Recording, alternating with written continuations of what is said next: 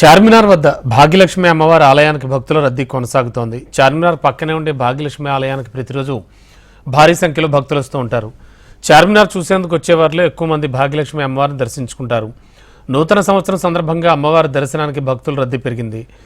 ఇక ఇదే అంశానికి సంబంధించిన ఫుల్ డీటెయిల్స్ మా ప్రతినిధి సుప్రియ అందిస్తారు.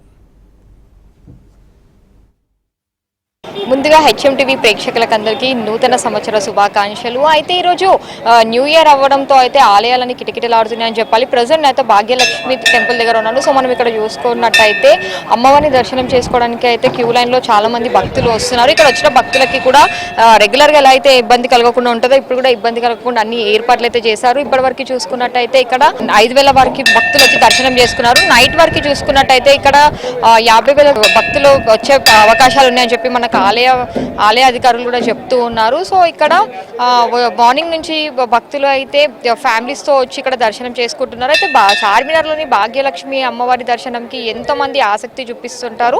అలాంటిది రోజు న్యూ ఇయర్ అవ్వడంతో అయితే వాళ్ళు సుఖ సంతోషాలతో ఉండాలని చెప్పి వాళ్ళకి ఈ న్యూ ఇయర్ మొత్తం వల్ల సంతోషంగా ఉండాలని చెప్పి వాళ్ళు ఇక్కడికి వచ్చి మొక్కులు కూడా కోరుకుంటున్నారని చెప్పాలి. అయితే ఇక్కడ చూసుకోవచ్చు మనము చిన్నపిల్లలతోని చాలా మంది ఫ్యామిలీస్ వచ్చి ఇక్కడ అమ్మవారిని అయితే దర్శనం చేసుకుంటూ ఉన్నారు. ఇక్కడ క్యూ లైన్ లో కూడా ఎలాంటి ఇబ్బంది లేకుండా క్యూ లైన్ ని ఆలయ అధికారులు అయితే వాళ్ళు పంపిస్తున్నారు. సో భాగ్యలక్ష్మి టెంపుల్ దగ్గర అయితే చూసుకున్నట్టయితే మార్నింగ్ నుంచి అయితే ఇదంతా సందడిగా మారిందనే చెప్పాలి. అయితే ఈవినింగ్ వరకు కూడా ఇంకా రద్దీ ఎక్కువగా మారే అవకాశం ఉంది. ఇది భాగ్యలక్ష్మి టెంపుల్ నుంచి అప్డేట్స్. మీడియా జర్నలిస్ట్ గోవర్ధన్తో సుప్రియ, హెచ్ఎంటీవీ, హైదరాబాద్.